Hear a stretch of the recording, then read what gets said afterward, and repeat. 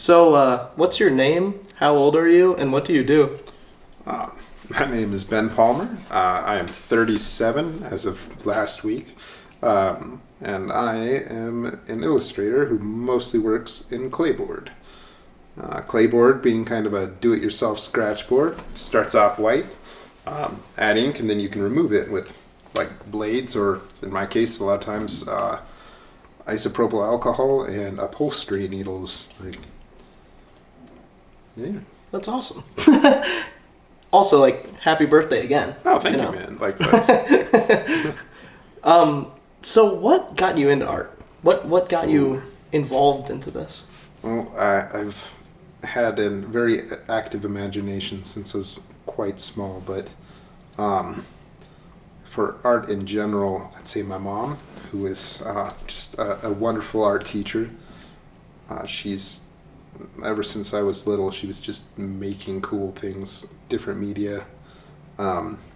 She was not actually my art teacher through high school. That was Terrell Jones up in the northwest Montana, but my mom went back to school when I was between being a junior and senior in high school, and became an art teacher. And she does everything. And lately, it's been a whole lot of clay, but her drawing and painting skills are pretty unreal. That's awesome. To have that in your family and having that design and I grew up in a family of musicians, and I never thought that I was a super great musician, but I still love making music, So I love that's part of that story. Having your mom being involved with the art is super cool. Oh yeah, the music's excellent, man. Yes, yeah. Speaking of music, you are a very, very talented bass player. Walk me through your music career and what that looked like for you. All right.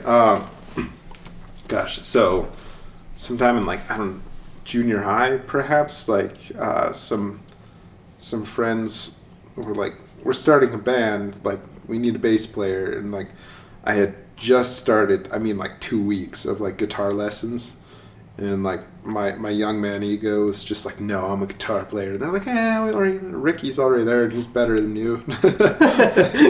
And I had to admit that was actually true. So I swapped, started doing bass lessons, found out that I liked it. I actually went to school originally, college, on a full ride music scholarship for bass and trombone. Dang. I was kind of torn between pursuing art or music, and I chose music, and then 2 years later found out I really didn't want to do classical or jazz for the rest of my life, so I never stopped drawing. I swapped to forestry, but never stopped drawing and continued to do it, and at some point discovered Clayboard, and yeah, rest is history, I guess. Rest is history. I love it. So you mentioned forestry. Talk me through that. What did that look like for you? Well, forestry and environmental resource management conservation. It was I worked. When I first went to school, my summer job was on a trail crew for the Forest Service. Probably my favorite job ever. Just get paid to hike to beautiful places. It's hard work, you're carrying a saw pack and a chainsaw, cutting apart or cutting down trees, digging tread, that kind of thing. But almost always, you get to have lunch, kind of at the top of the world, and I was ooh, I could really do this. So swapped to, so after music school, I went into that, but then the government downsized. My crew went from, I think, 14 people to 2 or 3. Oh, jeez. I was not one of the 2 or 3. So, yeah. Huh.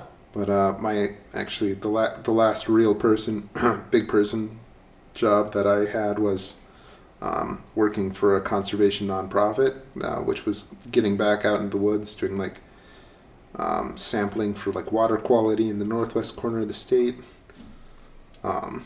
Yeah, just I absolutely love the forest and getting out. Yeah. That's awesome. Full answer there. Yeah, for sure. And you that's like just leaving it at that, being an artist, a musician, forest conservationist, going up mountains with a chainsaw on your back is already a very well-versed human being. But you were also in the military. Right. I was also went through the ROTC program at the University of Montana. I was in the National Guard with the 163rd and Bravo Company out of Missoula for I think 3.5 years. And then when that downsized, when the government downsized that thing as well, then I was still doing art. Got back into doing art. Sure. Like, gosh, what else have I done? So many things. So many things. There's construction. I was a bouncer, prep cook. I briefly fought MMA. What? It's a lot of fun, you know. I had really excellent health insurance at the time. Thank you, parents. You know, for the health insurance, I'm pretty sure they were concerned about me during the time. Yeah, well versed. that would be the word for, or the phrase for all of those experiences that you just listed for sure. So I know that like when I'm doing something creative, it's like to relax me. What would you say is something you do that inspires your art? Is it kind of something to relax? Is it something just like to motivate you? Or what is that for you? Yeah, gosh, I gotta say that like actually doing art is not very relaxing for me. It's kind of like opening the floodgates on the imagination, like which includes all of the potential bad thoughts that could come through that. No, I'm inspired a lot. Well, I mean, it's kind of a nonstop like what if, or like a supplanting and transplanting things, like looking at stumps, right, and thinking of them as octopuses, right? So the stumptopus or Pinus octopoda, you know. What's that? That is the North American stumptopus, of course, not to, but like, so that was just driving by up in the northwest, this town called Noxon as a reservoir, and like trees get chopped down when the dam went in, I believe, and like so there's these very old stumps that like I first saw, like, you know, like you'd be driving by in a misty morning, and it just to me looked like a whole bunch of like octopuses climbing up out of the water, and just like that image stuck, and I was like, oh, I'll just draw them, like a lot of things kind of start like that. Like I see something, it reminds me of something else. I look at a lot of times like related symbols, lighthouses and lookout towers, both as like symbols of hope, but also as warnings. So a lot of times I'm contrasting or juxtaposing, or the correct terming of things to really just things that make me think, and I try to share them with people and see if it makes them think too. Like, it's awesome. And if it looks cool, that's definitely a bonus. Yeah, for sure. Yeah, I was at one of your galleries in Hamilton, and we were like, I was just in awe of your work. And I know you mentioned one of your favorite pieces, and just if you can like picture that in your mind right now, like what inspired that favorite piece for you, and what kind of drove you to put the time and effort into making that piece that did? It is a Ooh. And so, I guess my process takes freaking ever. Like you see, I'm just like, oh, let's just add even more lines to this, and then I'm gonna go over them again.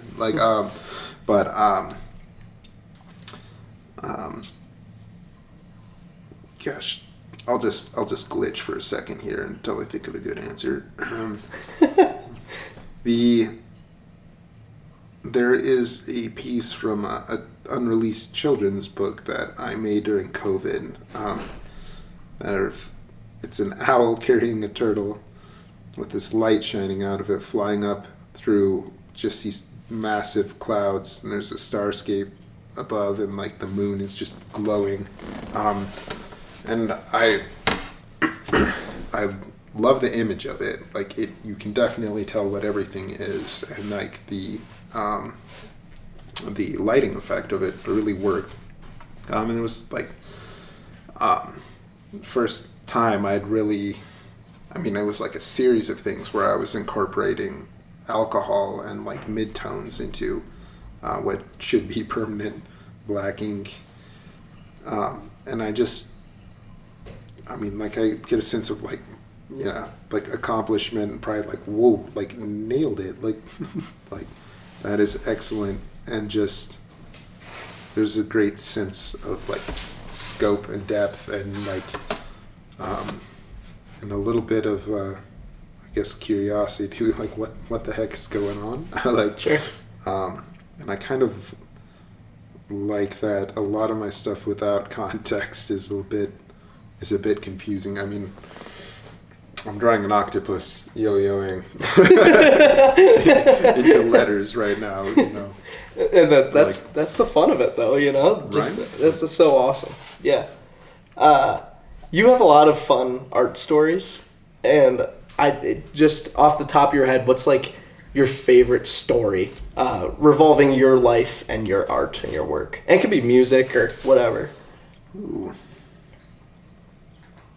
Excellent question. The favorite.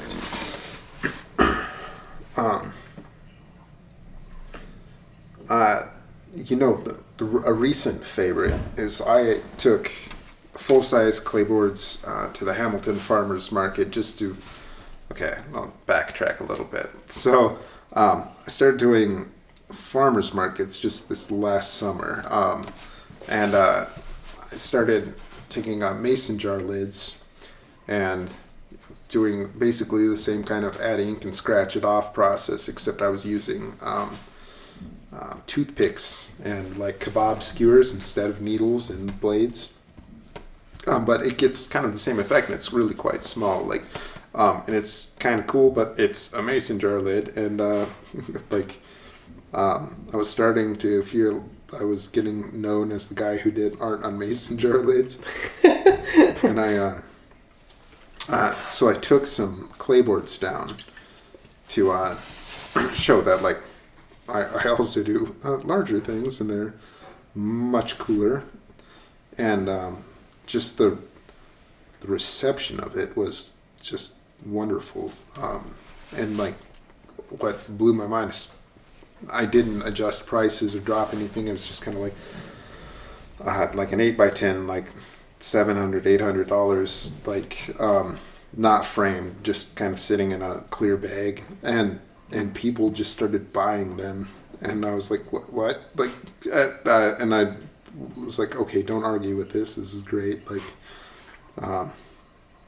it was just really cool to be kind of validating, and cool to see that like I found somewhat of an audience down here. Like it's been really cool. Like, that's definitely not my coolest one, but I'm sure, yeah, blanking on stuff. Like, but that is something that can really launch inspiration, is being validated with your work in that way of people purchasing it and really appreciating it to the point where they want it for themselves. And that's so awesome. And I went to many of those farmers markets and would watch you draw, and people would stop by, and just even seeing that was just super cool for me to see you showing what you do and your God-given abilities and sharing that with the world and people to appreciate it. That's such an awesome thing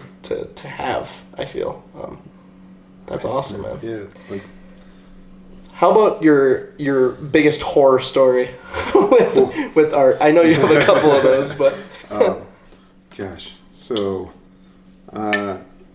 when I was in Missoula, there was a time like I was in a duplex, and my upstairs neighbor was a friend of mine, but like he was gone from town for some reason, so I was watching his dogs, and the larger of the dogs, which is kind of like a polar bear, I believe named Bella, came down. I was filming. I had like a large, like I think 11 by 14 clayboard. I was new to clayboard, but like I was like, okay, I'm finally getting it. Like, and this dog walked through, caught like my phone cable with the tripod, and it just blasted ink across, like all across the art, the table, the floor, the couch, and this very white dog, who then freaked out and just proceeded to run off, dragging like my tripod and my camera, and just leaving these massive black paw prints all over everything. And it was just like, yeah, I love dogs, and it was just it was so hard. It's just like something you love so much, destroying something else that you love. Yeah, it's like I hate you so much right now. But, like, that is terrible. That is the worst. That was. I learned a valuable lesson then. Yeah. Don't let dogs around your work. Like, sure. Like, say that like while looking around, like there are cats around here somewhere. Like, right. Like I think the last time you were filming, we just like came up and booped the camera. Like, yep. Like, yeah, animals can be very unpredictable for sure. Cool. I'm gonna check the camera and see if the battery is good and how long we've been filming for. This is going good. I like how this is going. How long have we been filming for? 19 minutes. all right. Cool. Yeah, I'm thinking of just like keeping them like 30 minutes and calling her good. I can just like upload this and then it's like that's that, you know. Right. It's so much easier than doing 9 hours of editing for like a 5-minute video. That's what I'm doing for this cook right now. I'm just like I want to share more people's stories, and if it requires me to not do as much like video editing, then awesome. You know? Like, so. gosh, 9 hours. Yeah, that is plenty. Yeah, for sure. Right. That is labor of love. So Yeah. So. I'm gonna blow my nose. Oh, you go ahead. This is a perfect time to do this. Little intermission for sure. Do you want like a garbage can or something? Yeah, thanks. Now, there should be in front of the couch. Yeah. Like, Got it. thank you, sir. Sweet. Appreciate it. Cool, man. And we're back. And we're back. So, I had a question, but I forgot what I was gonna ask. The answer is no. Oh. No. It probably isn't. No. Oh, it was a good one too. I gotta remember this one. All right. Give me a second. Something along the lines of... Oh, I remember. So, you are establishing like kind of working periods for... You're basically like full-time art right now. I am. Yeah, you're full-time art. So what are you like? Your future look like? What are you aspiring towards? You got some goals or? Absolutely. Sure. So I should clarify that art is the main source of income, full-time art. That I would love to be able to pick up. my more illustration for things. Anyone, if you got a book, a poem, a something like, but I love brainstorming, bouncing ideas, drawing things out. Like, I would just like to be able to make it a more consistent full-time source of income. Like, I would goals somewhat on galleries, but like, but in all honesty, like if that doesn't happen or it's slow to happen, that's all right. But I just like to be kept busy, doing what I love, I guess. Like, yeah, yeah, that's awesome. That's so awesome. So there's a lot of people out in the world right now that want to be doing that, like doing what they love and doing it full time. What would be some of your advice to those people to get to that point? I would highly recommend save up some money ahead of time. Like, if you leave your job, which I will not judge you for, I've done that. Like, I would recommend having like the ability to cover your basic necessities. I would say finding an audience before you do that is pretty important, or at least set yourself up where you can transition more smoothly. I would say look into things like art residencies. If like large scale projects, something that will take time, that will like be consistent, that will be visible. I definitely recommend I'd hit up some nonprofits. Nonprofit does not mean they have no budgets. Like, so like things that like there are a lot of probably like good causes that you could get behind, that need vastly better art and graphics, and that is on like the illustration or drawing, arting side of things, I guess. But yeah, if you're gonna pursue it, just have something set aside. Be aware that it's going to be a job, that like you will be doing a lot of it, that if you thought of it like a company, then you're the only employee. Then it's like, I know a lot of people are like, yeah, I'm like the HMFIC head person in charge, let's say.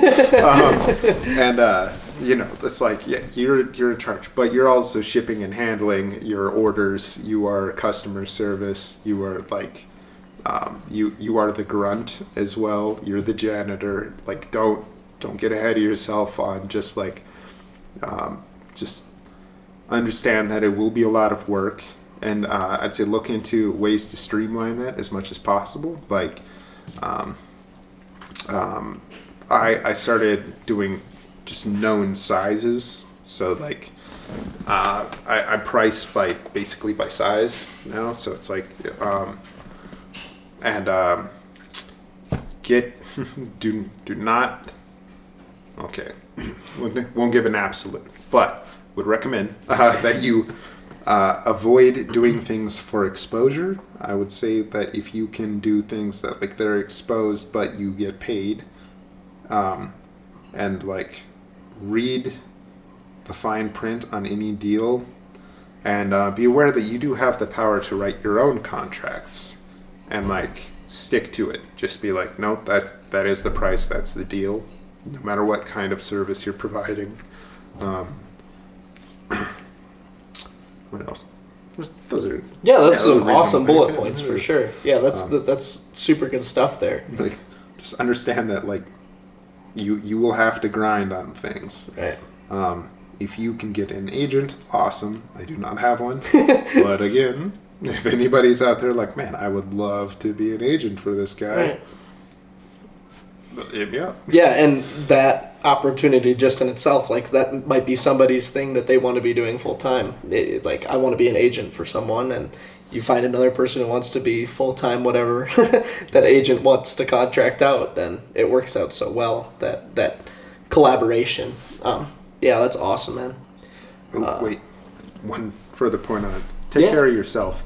Like, take care of yourself and your soul. Like, if you are completed, like if you feel that you're hitting your like physical, emotional, spiritual well-being by doing art exclusively, great. But chances are, as you are grinding through this, like you might have sleep problems, like you might get out of shape, and like those things stack off of each other. It's like just make sure you're taking care of yourself. Like, if you can, it's America, so health insurance, or find a place where like you can get medical stuff taken care of. But like make sure you take care of yourself while you're doing it. Like, it's pretty easy to get wrapped up in the process and like absolutely grind yourself to dust. Then you will start hating the thing that you should be loving. Yeah, absolutely.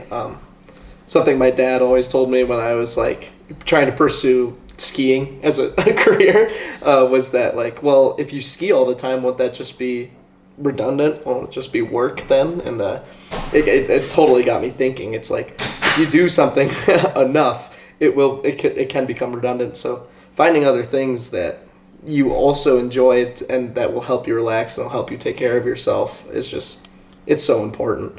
Because like you said, it'll quickly turn into something that something you loved will quickly become something that you just don't enjoy anymore, and that's so sad to see that when that happens in people. Yeah. So like I've specifically seen so much talent just not thrown away or wasted away, but just kind of grinded away from just over pursuit or people pushing them too hard. So yeah, that's absolutely something to be careful of and to self-evaluate for sure. My camera decided to stop. Speaking of which, did I hit record? Yep, we did. My camera decided to stop recording. Don't cut that part. There might be a little hard cut right there. But the question that was going to be asked was Eccentrics United's tagline is "Be You," which is once again BEYOU, not just the letter B and the letter U. What would you tell people and get advice you'd give to people to be themselves and do what they love? Yeah, so as I already freaking said, a lot of is know yourself, and that. So ask yourself questions. Challenge your own suppositions. If you have an opinion, question how you got to that. And then I think related that to just having personal, interpersonal and personal boundaries. So that, to be yourself, know what you want.